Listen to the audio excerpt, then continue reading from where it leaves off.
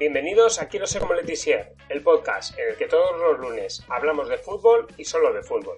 Como cada semana tengo que empezar por daros las gracias a los que estáis ahí, al otro lado apoyando este podcast. Os lo digo siempre y no me cansaré de hacerlo. Sin vosotros, esto no sería posible, y sois el motor que me mueve a seguir buscando historias nuevas cada semana para conseguir el contenido de la calidad que os merecéis. Por eso, para llegar a más gente, tengo que pediros que recomendéis Quiero ser como Letizier a familiares, amigos o compañeros de trabajo, para que poco a poco la familia crezca. Sin más preámbulos, comenzamos. Bienvenidos al capítulo 29.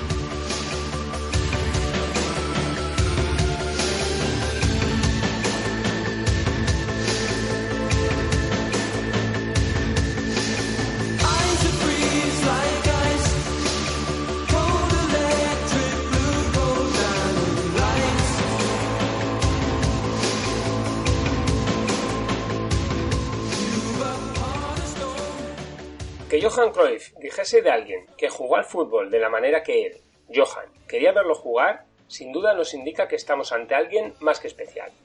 Estamos ante un auténtico genio del fútbol.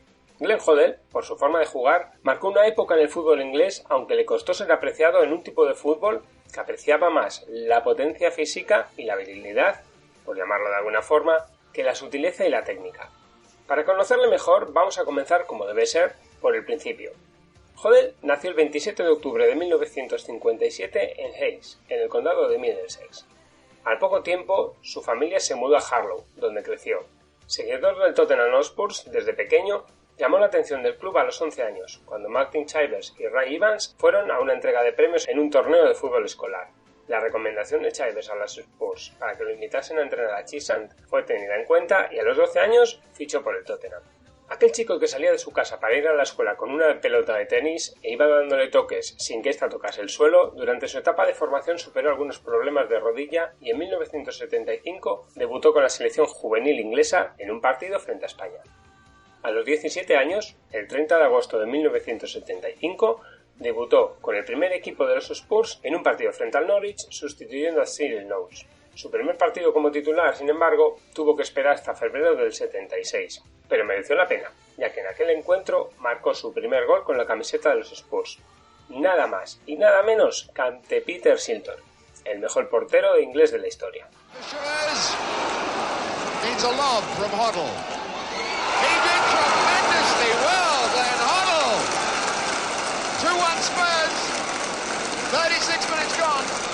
Glenn Hoddle in his first regular match for the side gets the applause of his colleagues, and Shilton's shake of the head in anger as he puts Spurs 2-1 up, his first ever goal for the first team. Glenn Hoddle, 17 years old, someday for him. Entre sus compañeros de aquel día se encontraba Martin Chivers, el delantero al que Bill Nicholson había convertido en el futbolista más caro de Inglaterra unos años antes, y además héroe del propio Glenn Hoddle. Aquel gol desde fuera del área con la zurda solo fue una muestra de lo que él era capaz de hacer. Nos encontramos ante un futbolista único en su especie, una rara avis, ya que era capaz de manejar las dos piernas con la misma habilidad, tanto con el exterior como con el interior, y eso, en aquella época, era algo poco habitual. Además, era un jugador inteligente capaz de usar los elementos a su favor. Hoddle era un chico tímido, pero también era capaz de alzar la voz en ocasiones. Cuando estaba en la academia del Tottenham, en una sesión de entrenamiento a las órdenes de Ron Henry, integrante del equipo campeón del 61, estaban realizando un ejercicio para ejercitar el pase con el interior del pie, primero con la derecha y luego con la izquierda. En un momento del ejercicio, nuestro protagonista golpeó el balón con el exterior de su pie izquierdo, en vez de con el interior del derecho. Henry paró el ejercicio para corregirle, y el joven Hoddle le contestó que de esa manera, como él lo había golpeado, el balón llegaría antes a su destino, lo que provocó una colleja del entrenador.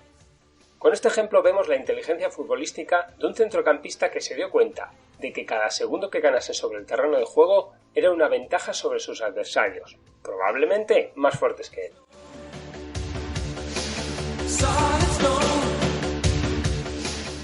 En la temporada 76-77 ya estaba sentado en el equipo dirigido por Keith Parkinson, aunque el equipo descendió por primera vez en 27 años. Con Hoddle como principal inspirador de aquel Tottenham, el equipo londinense regresó inmediatamente a la élite del fútbol inglés y además sumó a su plantilla a 2 campeones del mundo en el 78, Osvaldo Ardiles y Ricky Villa. En aquel momento el centrocampista era ya internacional sub-21 y jugó un par de partidos con la selección B inglesa, antes de debutar con la absoluta el 22 de noviembre del 79, ante Bulgaria. Por cierto, también anotando en su debut. Francis, and here's Hoddle. Well, you won't believe this, but he said to me before the match, it could be I'll get one. He remembered the goal that we showed in midweek for Tottenham against Manchester United. What a delight for Glenn Hoddle. And what confidence for that one. Spooned up with the side of the foot into the roof. A pesar de marcar 22 goles en 49 partidos en aquella temporada, Hoddle no tiró la puerta abajo de la selección y no volvió a los Three Lions hasta mayo, en una derrota frente al país de Gales. Fue elegido para disputar la Euro de 1980 celebrada en Italia, aunque solo participó en el último partido de su selección en el torneo, siendo eliminados en la primera fase. En el Mundial del 82 jugó 2 partidos, uno de ellos saltando desde el banquillo. Si con Ron Greenwood en el banquillo de los Tres Leones sus apariciones fueron esporádicas, la situación no mejoró con Bobby Robson y durante todo 1984 solo jugó un partido. En México 86 los elementos se alinearon a favor de Hoddle y disfrutó de un buen torneo, en parte gracias a la expulsión de Ray Wilkins frente a Marruecos. El estilo de juego de su sustituto, Peter Reid, era más favorable al juego del futbolista del Tottenham, y solo la actuación de Maradona en cuartos mandó a casa a los pros. Su última aparición, la número 53 con su selección, se produjo en 1988 frente a la Unión Soviética. A nivel de selecciones, mientras que en Francia todo giraba en torno a un joven brillante y talentoso como Michel Platini, en Inglaterra eran muchos los que pensaban que Hoddle debía de ser la estrella del combinado nacional. Pero no fue así. El propio futbolista ha llegado a afirmar que probablemente su carrera internacional habría sido mayor en cualquier otro país, e incluso Arsène Wenger o Michel Platini han afirmado que si Hoddle habría sido francés, habría llegado con facilidad a los 150 partidos internacionales con el Bleu. Con el Tottenham, sin embargo, las cosas iban bien, y era el pilar del equipo. Bajo la batuta de Barkinshaw, a principios de los 80, los Spurs ganaron 2 FA Cups y finalizaron cuartos, el mejor resultado en Liga desde 1971. Llegaron también a una final de Copa de la Liga y cayeron en semifinales de la Recopa de Europa antes de levantar la Copa de la UEFA en 1984, dejando por el camino, entre otros, al Feyenoord de Johan Cruyff, quien, en señal de respeto, cambió su camiseta con Hoddle después de la exhibición de este en su enfrentamiento en segunda ronda. A pesar de algunos problemas físicos que hicieron que solo fuese titular en 76 de los 126 partidos jugados en aquellas temporadas, Hoddle era el arquitecto de aquel equipo tan competitivo. En 1987 los Spurs alcanzaron de nuevo la final de la FA Cup, aunque esta vez cayeron frente a Coventry en el que fue el último partido de Hoddle con el equipo del norte de Londres.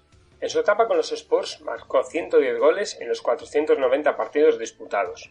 Solo Steve Perryman, Pat Jennings, Gary Mabbutt y Cyril Knowles han vestido esa camiseta en más ocasiones que Hoddle.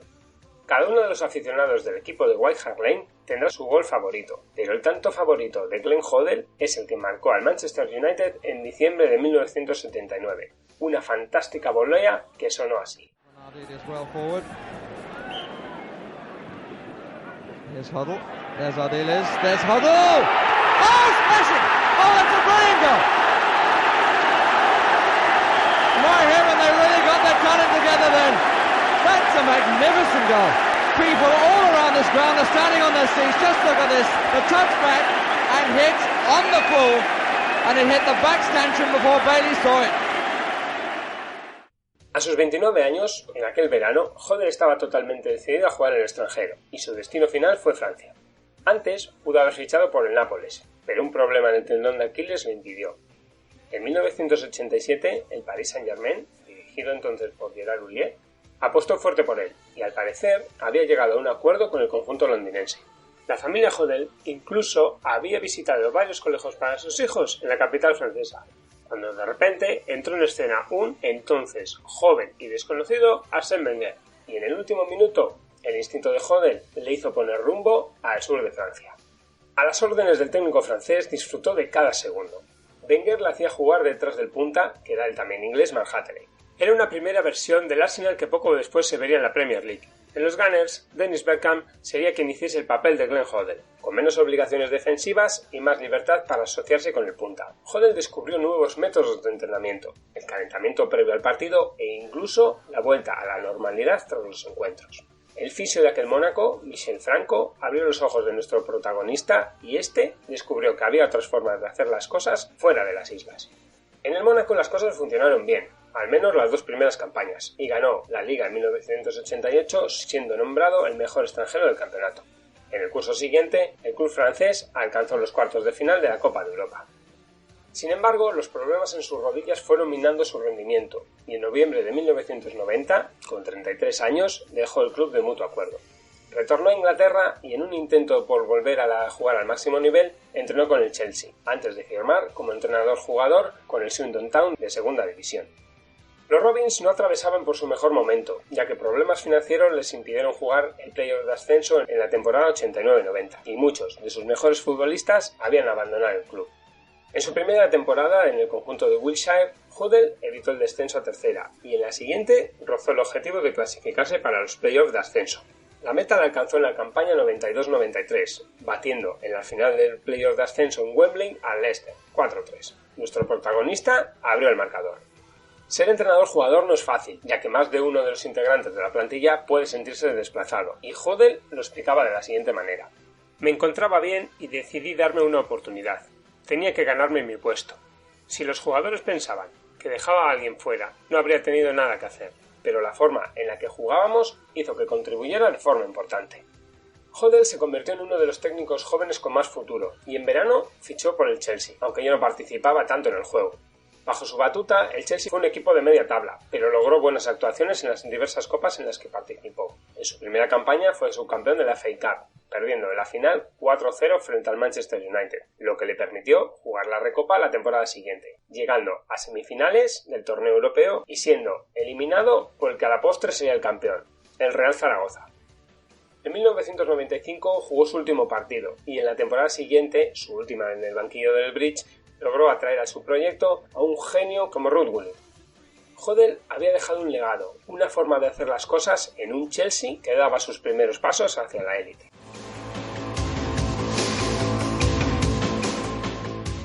En 1996 se convirtió en seleccionador nacional, creando un equipo a su imagen y semejanza, sustituyendo a Terry Venables. Bajo su mando, Inglaterra se clasificó con solvencia para disputar el Mundial de 1998 y estaba entre las candidatas al título, aunque cayó en octavos de final frente a Argentina en los penaltis. No fue un torneo fácil para Hoddle. Primero, su decisión de dejar fuera de la convocatoria a Paul Gascoigne provocó la irada reacción del genial centrocampista que acudió a Lausanne para desquitarse con el seleccionador nacional.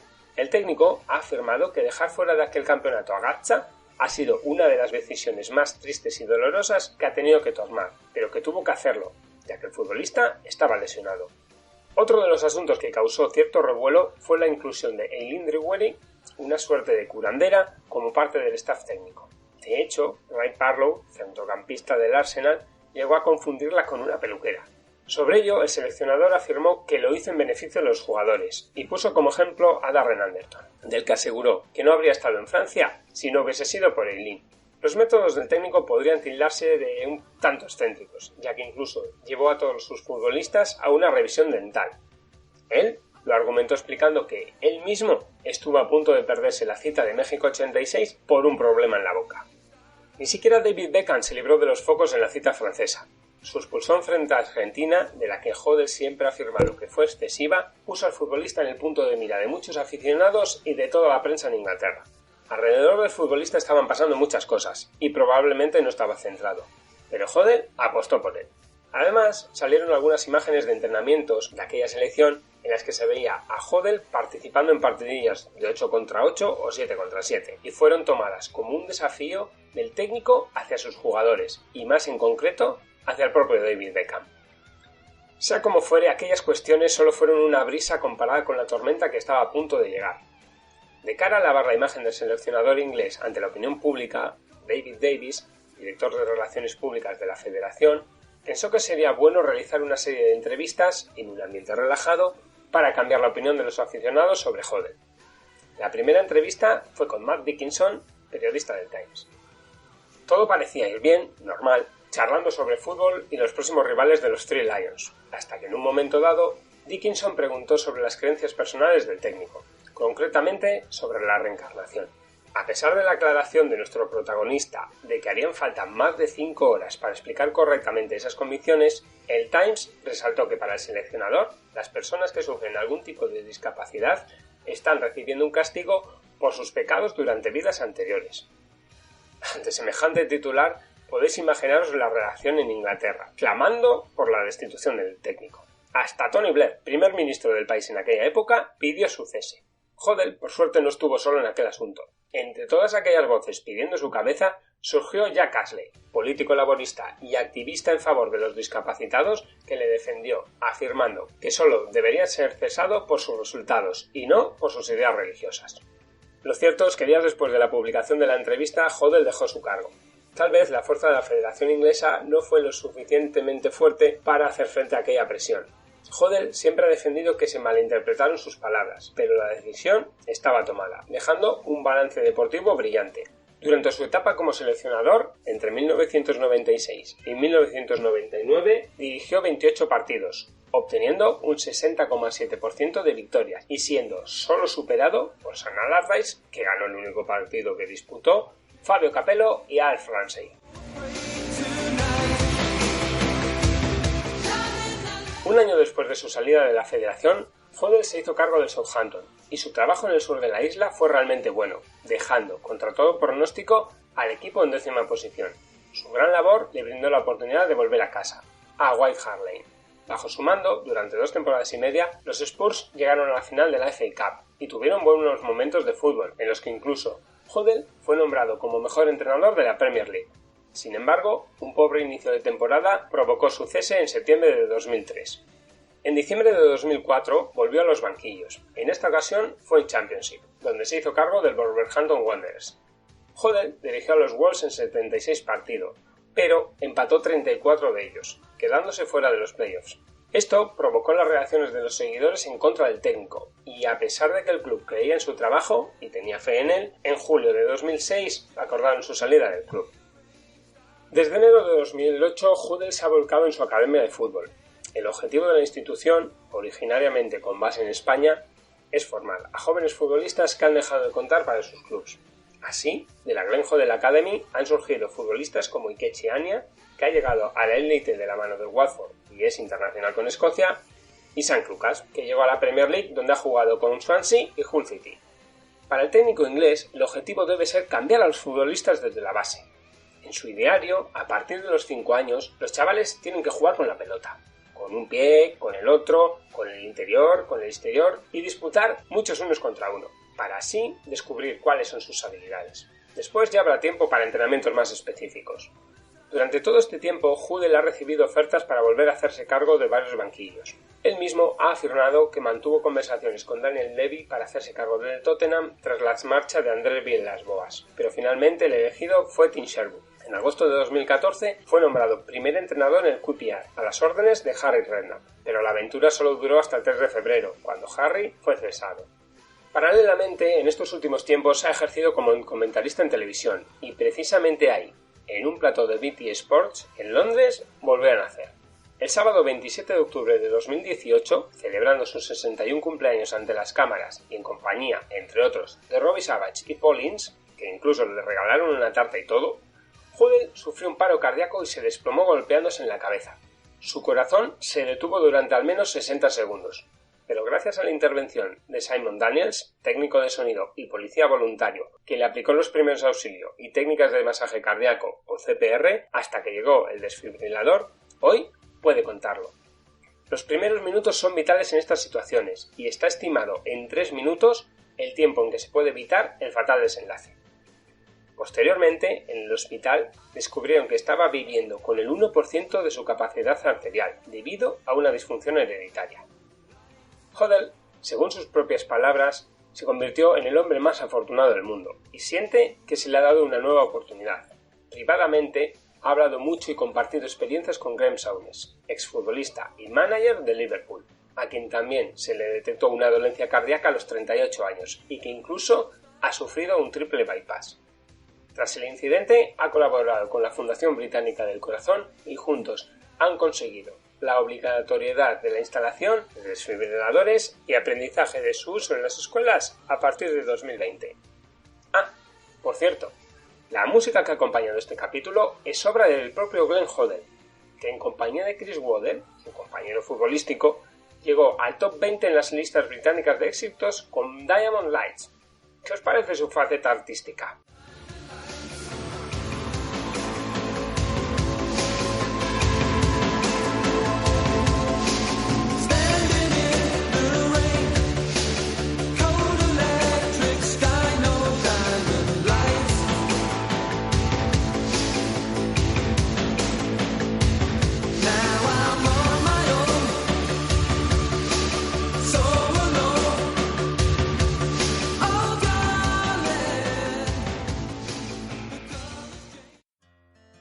There's a cell phone tucked under your pillow. It makes me jump sleep. And it doesn't do a thing for growth, hormones, or dreams.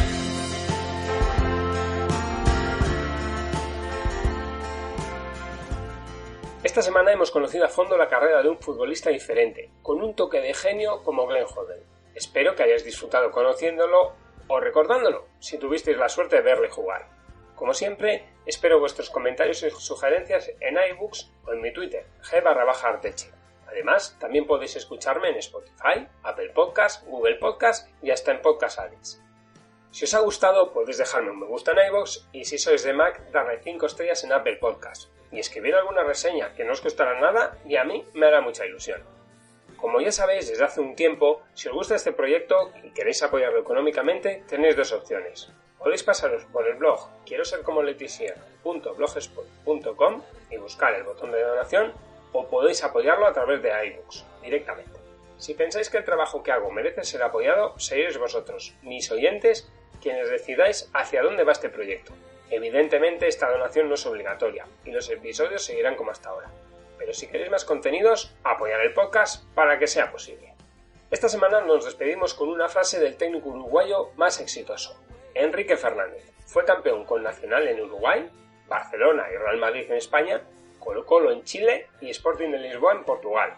Además, dirigió a la selección portuguesa en las clasificatorias mundialistas para Suecia en 1958 y fue el técnico que clasificó a Uruguay al Mundial del 62. Esta es su frase: nuestra profesión es la más hermosa del mundo. Lástima que existan los partidos. Hasta la semana que viene.